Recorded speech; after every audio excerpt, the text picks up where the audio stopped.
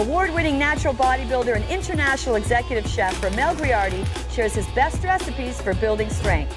Sports performance trainer and nutrition expert Joe Arko coaches us through the nutritional components of those recipes and shares his knowledge working with professional athletes. If you avoid eating salmon because of its strong, fishy taste, you're in luck, because today Body Fuel Chef Ramel is going to show us a great way to lighten that fishy taste of salmon, which is an amazing muscle-building protein source. We're also going to combine that with some couscous. But today we have a little trick for you. We're going to add a little thermogenic punch to that couscous to have you burn more calories without having to do anything at all. Anything at all? Nothing. Nothing. Great. Now, for people at home, we talked about, the fishy smell of salmon. How can we teach people to buy salmon, what to look for, and how to kind of decrease some of that fishy smell when you're making the salmon? Well, when you are in the store and you're looking at salmon, you know what? You want to actually smell the salmon. The salmon should smell like the sea, not the fish. Fishy.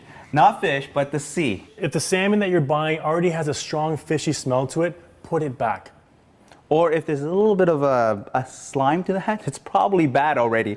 If you are buying a whole salmon, you want to look at the eyes, Chico. The eyes never lie. The eyes don't lie. So whether it's salmon or halibut or tilapia, you want to look at the eyes. What you're trying to look for is a clear eye. The clearer the eye is, the fresher it is. If it's clouded over, it's probably already bad. Now, what kind of salmon do we have here? We have actually sockeye salmon, which is wild salmon. Okay, now this is an Atlantic salmon. There's 3 different types of salmons that you can get pretty much. We have the Atlantic salmon, we have the farm-raised salmon, and then the Chilean salmon. Exactly. Now, the benefits of the Atlantic salmon is that it's got a higher fat content. Reason being, it comes from a very cold climate with the cold water. The colder water will force the fish to have a lot more fat to keep warm. That fat means higher omega-3s, which is great for your body. That higher omega-3 content, if you're looking to build muscle and stay healthy, does a couple of things for you. One, helps reduce inflammation, helps promote overall health to keep you healthy. Also, it really helps support the immune function and keep weight off. Now, Joe, I put a little bit of a grid to this. I noticed that. So on the skin itself, you're actually cutting that a little bit. Yes, just to give it a little bit more flavor, so the flavors actually build into the skin itself. So the marinade can kind of seep through there. That's exactly it, Excellent. Joe. Now, our marinade is just going to be very simple, very easy. We're going to paste this aside. Making sure whenever you're cooking with meats, it's very important not to cross-contaminate. So when we're using some raw fish, chicken, beef, whatever it is, make sure you either have 2 cutting boards, 2 sets of knives, and when you're done cooking or making the fish, set that aside. Now, I want to take the lemon, and I just want to juice a little bit of the lemon, but I'm also going to take the rind. The rind of the lemon or the lime actually has more of the flavors inside of it. It also has a lot of the oils, essential oils that's inside the actual lemon. So that's where a lot of that smell is going to come exactly. from. Now, lemons and limes are such an interesting type of fruit, actually. Reason being, they're so acidic in nature. Not only that, but they're very high in vitamin C, and they really help pull a lot of the toxins out of the body as well. Now, how much of the rind are you going to be using? Just a little bit of the lime rind and the lemon rind itself. And if you want to, and you want to keep the lemon or the lime, I'll show you a little trick, Joe. There's a little trick I had learned a long time ago. You want to actually take the lemon or lime and just squeeze it this way. That way it just breaks apart a lot of the fibers inside of it. Gotcha. So this is before you're actually going to juice it up. Exactly. And if you want to keep the lemon or lime in your fridge for a little longer, and you're just losing a little bit of the juice, you just want to cut the little piece off here, the nib, and you just want to place a little X. The X will help you actually juice the lime and lemon. Now, for those that don't have the muscles that Ramel has, who you can see, probably needs to work a little more. He has a little bit of problem squeezing that out right now. But you'll get the lemon and the lime, the juice out of that. As there you go, muscle boy. There you go. And without having the seeds as well, too. And if you have a little bit more juice left over, you place it into your fridge, it'll keep it a little longer as well, too. Good little tip. So what's going to make our marinade here? So we have the lemon, we have the lime. And we have a little bit of fresh dill. I find dill and fish just go so well together. Whether it's salmon or snapper, it's actually a really good flavor for it. And now we're going to add our salmon inside here. What about the agave? The agave is the actual glaze that we're going to place onto that salmon. So we're not going to place that right away. We're just going to let this marinate for a little bit. Okay, now agave is a pretty interesting type of substance. It's very similar to honey, where it's very, very sweet, but the difference being it has almost 0 effect on blood sugar levels like honey would. It's actually extremely low glycemic, and like I said, it won't spike up the sugar levels like honey would. And you know what, Joe? It's actually the way they make tequila. Ooh. Once they actually ferment the agave, it becomes tequila. That's why if you look at the tequila label, it'll say they're 100% agave. I never noticed that before. There you go.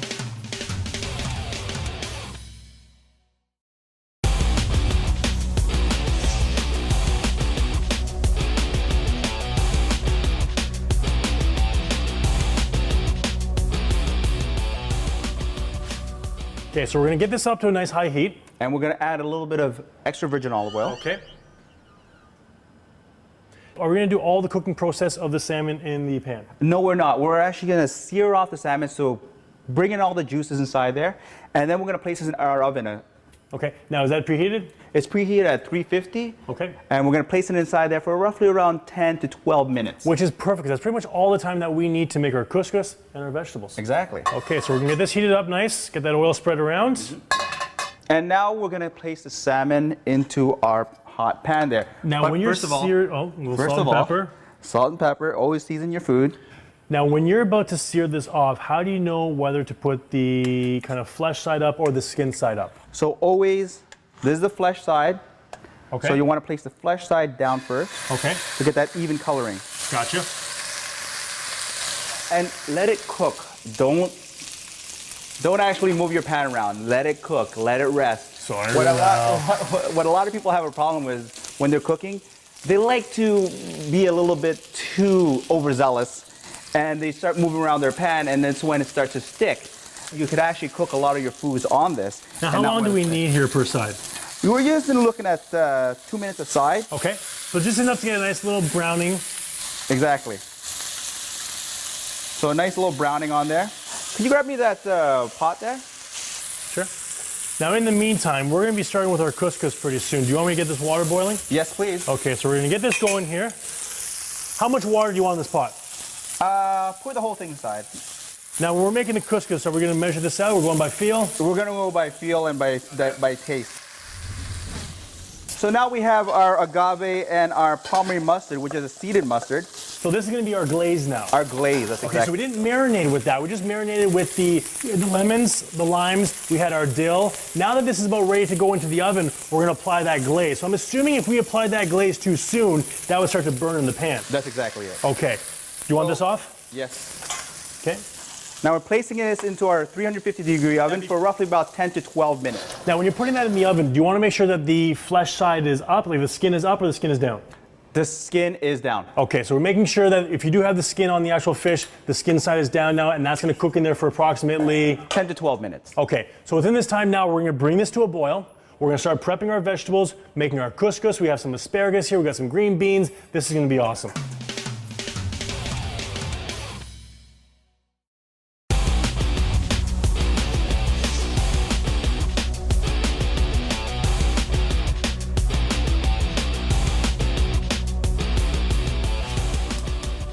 Now what we want to do is we want to chop up our onions and our garlic as well too. And I noticed you're going to get that garlic a little bit of a smash there. Yes. Is that a little chef trick? Yeah, just to get it nicely broken up. Okay. How many garlics are we going to be using here? We're going to use 2 cloves. Okay. This one is chopped. And now if you want to, I can show you how to mince the garlic. Okay, now what's the difference between mincing and chopping? It's a lot more finer grade. Okay, now can you actually mince just by cutting it more, or is there an actual technique? What the technique is actually is we take a little bit of kosher salt. Okay. Or rock salt, and you will just want to smash that down. And what it does is actually works like almost like a sandpaper on there. So you're almost using the salt to break down the actual garlic. As you can see, all the juices of the garlic start coming out. Now that looks a lot different than what you just did over there. Exactly. What you're doing is you're mincing it. Okay. Now I'm going to assume that, do you get more flavors out of doing that? A lot more of the juices coming out? Exactly. Okay.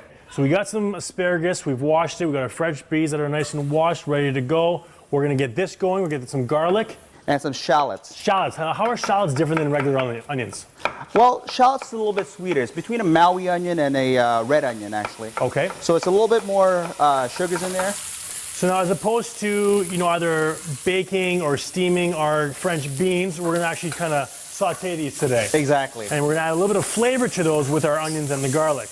That's exactly it. So what we want to do is we want to take a nice fresh asparagus, and you know me, Joe. I know you, Ramel. I like to cut it in a bias. Now, bias, nice fancy way of saying angle. I usually say angle. He says bias. And our French beans.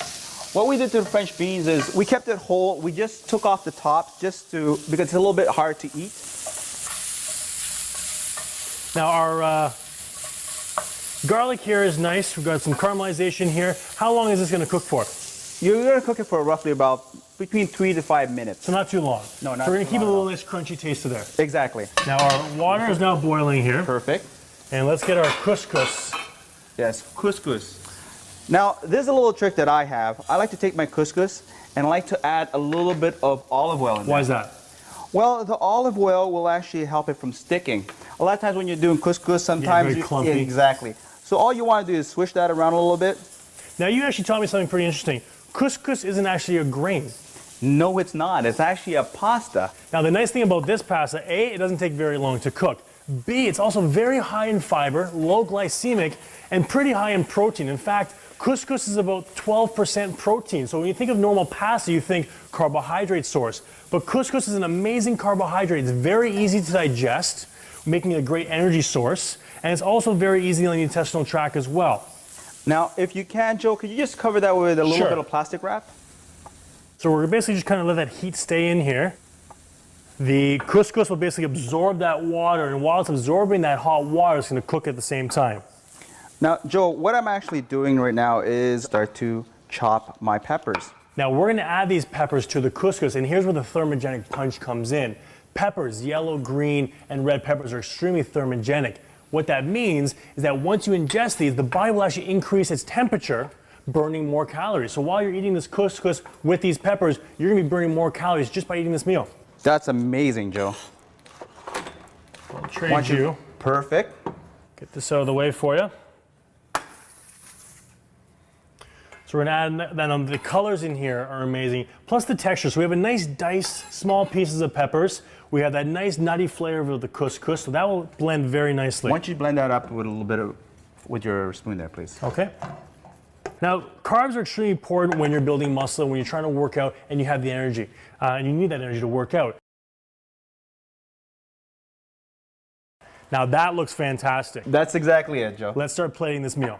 Now what's interesting, while you're plating this meal, this is a pretty similar meal that I just gave one of my fighters who was training for a world title fight a little while ago. His exact lunch was almost exactly like this, where we had couscous, we didn't have the peppers in there, salmon, and a mixed green. It's a perfect combination of some energy, some healthy fats, some protein, and some fiber from the vegetables. Now, could you pass me those tongs, please? Sure. There you go. Perfect, Joe. And I'm going to grab the beans and asparagus. Now, those look fantastic. All I want to do is place that on top there. Look at that, Joe. Amazing. Now it's also, I mean, I notice here we have some good portion control as well. You're not packing on that plate. When you're using a plate this big, I find, they actually studies show that when you're using smaller plates, you can actually control your portions a lot better. So be careful when you're using a huge plate like this. Don't feel the need to, surround that whole plate with all the couscous and all the beans. And just a little bit of dill. Now this looks absolutely fantastic. Now this is a pretty good sized piece of salmon here. And about a 6 ounce. A 6-ounce piece of salmon is going to give you about 45 grams of muscle building protein. It's going to give you some great omega-3 fatty acids to help with the body. We have some nice fiber with our vegetables and a very good, clean, easy to digest carbohydrate source with the couscous. Plus that thermogenic punch from the peppers. This is fantastic. It looks incredible. Next time you're looking to add salmon to your muscle building meal, try Body Fuel Chef Ramel's beautiful recipe here. Salmon with agave with a bed of couscous and some beautiful greens.